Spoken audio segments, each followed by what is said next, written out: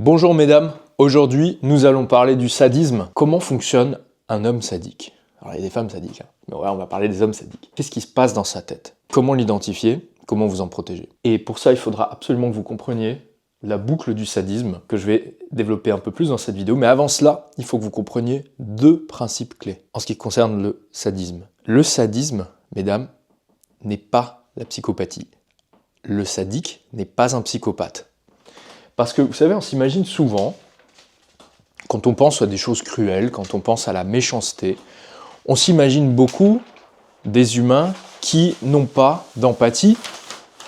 Et c'est très vrai d'ailleurs, l'empathie c'est un garde-fou à la cruauté, c'est un garde-fou à la méchanceté. Mais comment voulez-vous qu'un homme sadique, une personne sadique prenne du plaisir si elle ne ressent pas, si elle ne lit pas dans le visage de l'autre la chose même qui l'excite au plus haut point, à savoir la souffrance, la douleur, la peur. Le sadique, il a de l'empathie en fait. C'est ça la différence avec le psychopathe. Je vais vous sortir la feuille depuis tout à l'heure. Hein. La différence fondamentale entre un sadique et un psychopathe, c'est que le psychopathe est totalement indifférent à votre douleur. Il n'a rien à foutre. Il vit sa vie, il a ses objectifs. Si vous êtes un moyen pour lui d'arriver à son objectif, il vous utilisera, il vous fera souffrir, voilà, peu importe. Donc le sadique n'est pas un psychopathe.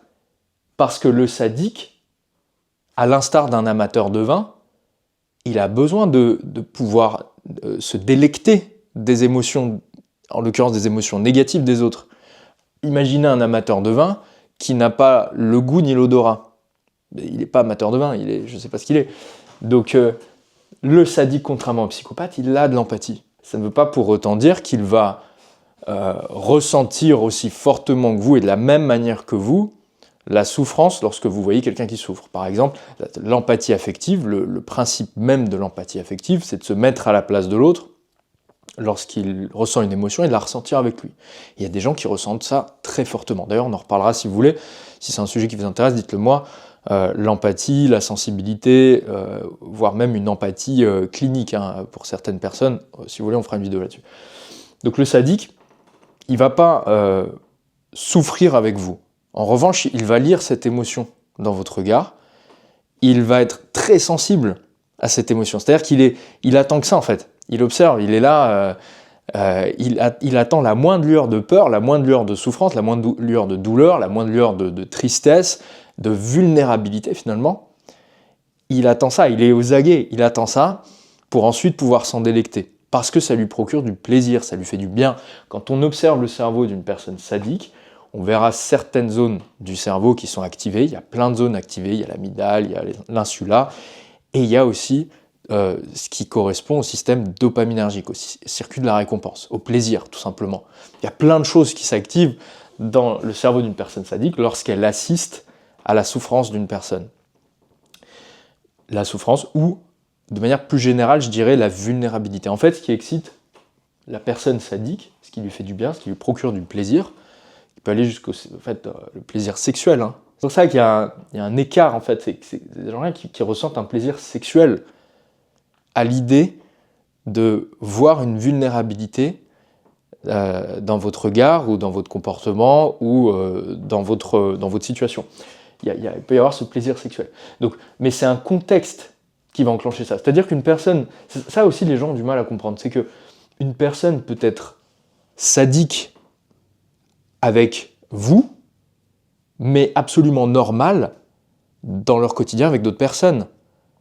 Parce qu'en vous, il a identifié une vulnérabilité, une faiblesse qui a activé cette pulsion sadique, qui ne va pas s'éveiller avec n'importe qui. Et c'est pour ça qu'en psychologie, vous devez absolument comprendre ce principe clé de la psychologie de la personnalité que beaucoup trop de personnes, de femmes, lorsqu'elles parlent des pervers narcissiques, elles oublient complètement, elles ne comprennent pas ça, c'est que le comportement est le fruit d'une personnalité mise dans un contexte particulier. Le contexte peut être vous, mesdames. Vous, voilà, Juliette peut être le contexte qui va déclencher une réaction sadique chez un homme. Alors que, donc là c'est Juliette, voilà, alors que Jeanne, Jeanne ça ferait rien. Jeanne ça déclenche rien. chez notre ami Bertrand le sadique. Tiens, on pourrait l'appeler Guy Georges, Guy le sadique, en référence à Guy Georges. Vous voyez ce que je veux dire? Alors, qu'est-ce qu'elle a, Juliette? Pourquoi est-ce que Juliette, elle active une tendance sadique chez son mec et pas Jeanne? Mais parce que Juliette, elle a une vulnérabilité, elle a eu tendance à avoir une certaine anxiété ou une peur ou une tristesse ou une souffrance face à lui qu'elle n'avait peut-être même pas avec d'autres hommes. Mais face à notre ami Guy, le sadique, elle a ressenti quelque chose, elle a exprimé quelque chose qui a éveillé en lui cette pulsion sadique. Et ça, c'est important à comprendre parce que finalement, la victime a toujours un rôle à jouer dans le comportement du bourreau. J'ai pas dit une responsabilité, vous noterez.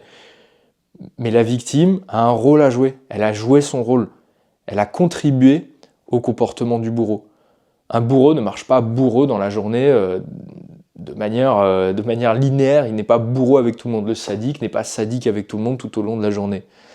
Mais il a un potentiel de sadisme qui peut s'éveiller lorsque certaines conditions sont réunies. Et il en va de votre responsabilité pour le coup de faire attention, peut-être des fois effectivement à ne pas montrer vos vulnérabilités à certaines personnes, à ne pas trop passer de temps avec certaines personnes qui semblent prendre du plaisir à lire en vous la peur, la tristesse, la faiblesse, voire même le caractère mignon, la mignonneté. La mignonneté peut chez certaines personnes déclencher des pulsions violentes en fait. On n'est pas câblés tous de la même manière. Il y a des gens qui sont câblés différemment. Il y a des personnes sadiques qui, là où la plupart des gens ressentiraient de l'amour, une volonté de protéger quelque chose de fragile et de mignon, il y en a qui ressentent quelque chose de violent, qui ressentent une pulsion de violence. On ne pourra pas échanger ces gens-là. C'est pas parce qu'ils ont manqué d'amour dans leur vie, c'est pas parce que les pauvres, ils sont pas bien. Non, c'est comme ça. Il y a des gens qui ont des circuits neuronaux qui sont complètement flingués dans leur tête et on peut rien y faire. On peut donner 2 exemples, hein, si vous voulez, non pas, alors ça va être 2 exemples complètement non représentatifs de la population générale évidemment, mais c'est toujours sympa pour la culture générale. Ted Bundy, sadique. Jeffrey Dahmer, psychopathe. Alors Ted Bundy, c'est qui? C'est le tueur en série qui détient probablement le record mondial du nombre de body count, comment dire en anglais, donc de meurtres dans sa vie. Donc lui, il était réputé pour tuer des femmes qui l'attendaient dans les campus d'université, et il était surtout réputé pour sa brutalité.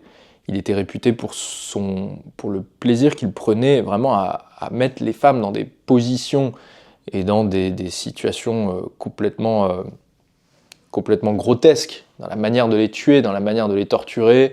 Bref, je ne vais pas rentrer dans les détails ici, mais c'était clairement du sadisme. Il y avait de la moquerie. C'était pas juste des actes physiques, il y avait aussi des actes psychologiques, des humiliations, une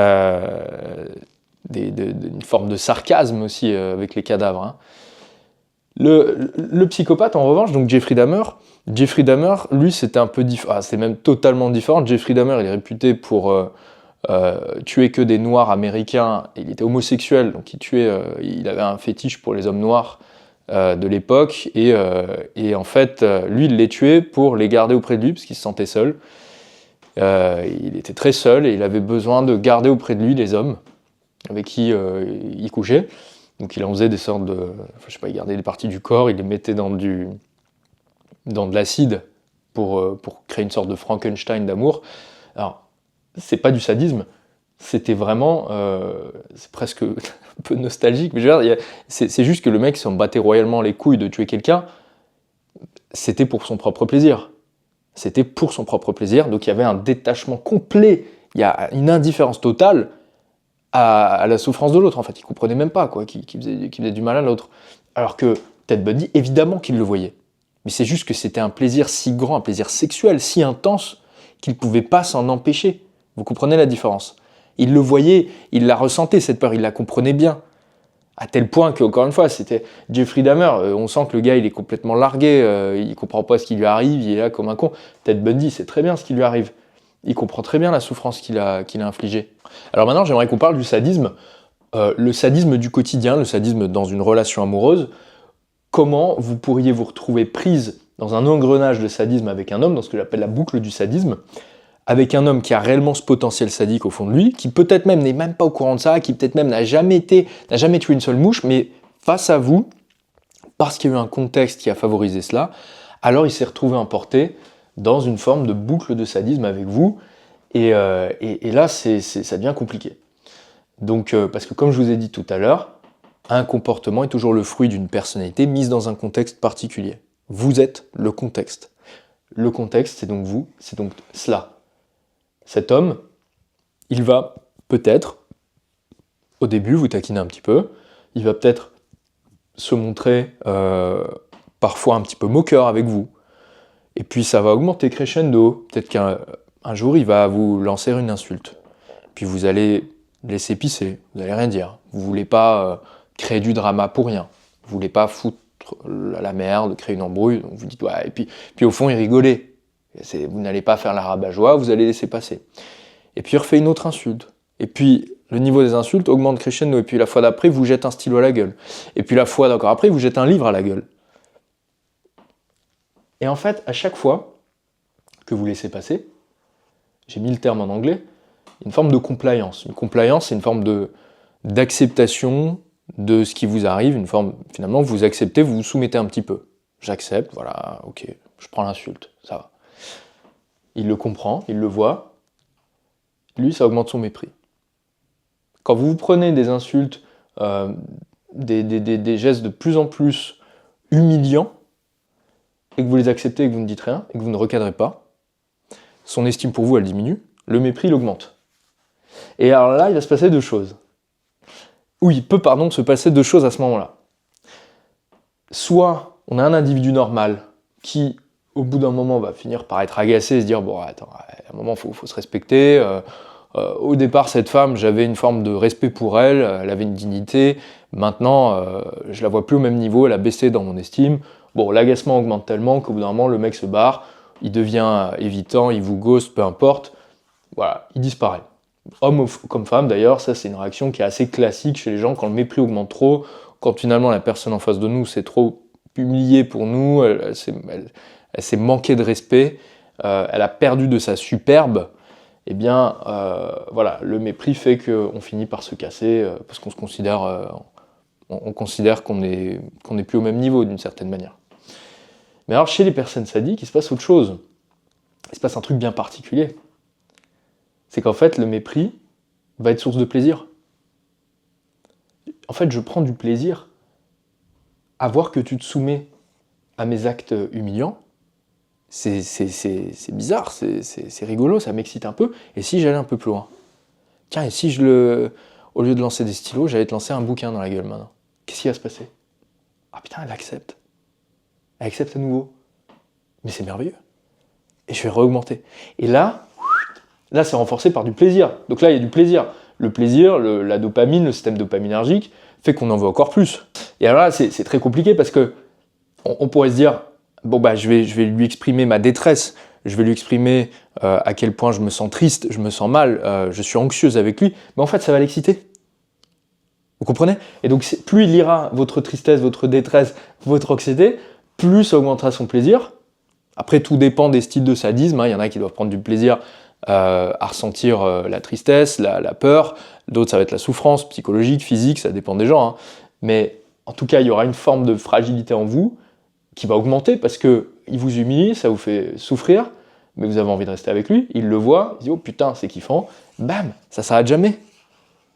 C'est une roue infernale. Le sadisme, on n'en sort pas en disant « Arrête de me faire souffrir », parce qu'en disant ça, ça augmente son niveau de plaisir.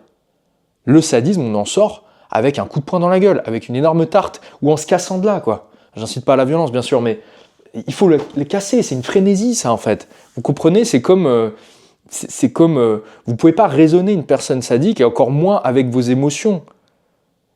Vous ne pouvez pas, parce que le psychopathe n'en a rien à foutre, mais le sadique ça l'excite encore plus, donc c'est même pire en fait, c'est de l'antifragilité, c'est de l'antifragilité des émotions négatives qui se transforment en plaisir pour lui.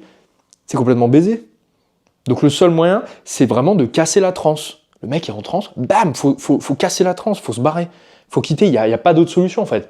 Vous sentez du sadisme, vous sentez que lorsque vous souffrez, il y a une lueur de plaisir dans ses yeux, il faut se tailler. Il faut se tailler. J'ai une cliente un jour qui m'avait dit, quand j'ai commencé à pleurer devant lui, il a eu un mouvement de recul. Ça, c'est pas du sadisme. Ça, c'est peut-être une forte indifférence, du dégoût, peut-être une forme de psychopathie, on ne sait pas. Mais en tout cas, c'est pas du sadisme.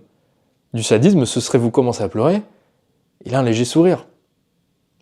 Vous comprenez à quel point il y a un décalage énorme. Normalement, une personne normale, quand vous vivez une émotion forte, particulièrement une émotion négative, comme la tristesse ou la peur, il devrait la ressentir avec vous. Surtout la tristesse et surtout la peur, ce sont des émotions qui sont faites pour être contagieuses. La tristesse, c'est une émotion qui est faite pour attirer à soi le réconfort du groupe. La peur, c'est quelque chose qui est très contagieux. Il y a aussi une dimension sociale. Quand quelqu'un a peur, les autres doivent avoir peur pour pouvoir s'en sortir. Donc si vous exprimez l'une de ces émotions négatives et que lui n'est pas synchrone avec vous, n'est pas en synchronie émotionnelle avec vous, et que vous le sentez de toute évidence sur son regard, c'est vraiment qu'il y a un truc qui bug, quoi. Il y a un truc qui bug. Il prend du plaisir, il y a un léger sourire, c'est pas bon. C'est pas bon signe. Alors après, attention, le sourire, ça peut être de la nervosité. N'allez pas foutre des tartes à un mec s'il se met à sourire parce qu'il y a quelque chose de nerveux, il y a une situation nerveuse. Ça peut être aussi de la nervosité, attention. Mais voilà, ça, faut vraiment, vraiment faire très, très attention. Et je tiens à préciser maintenant en fin de vidéo, j'aurais peut-être dû le dire en début de vidéo, ce que je vous décris là, le sadisme, c'est pas si courant que ça. N'allez pas diagnostiquer tous vos ex ou votre plan cul ou votre copain en un homme sadique nécessairement. Il y a quand même beaucoup d'autres diagnostics qu'on peut poser avant d'en arriver à la personnalité sadique. C'est quand même assez extrême. Si vous voulez aller plus loin dans la psychologie masculine et mieux comprendre les hommes et mieux comprendre quel levier activer pour les rendre amoureux, vous pouvez cliquer sur le lien juste en bas de cette vidéo où gratuitement, chaque semaine, je vous envoie plusieurs de mes meilleurs conseils pour vous aider à mieux comprendre les hommes et à les rendre amoureux de vous.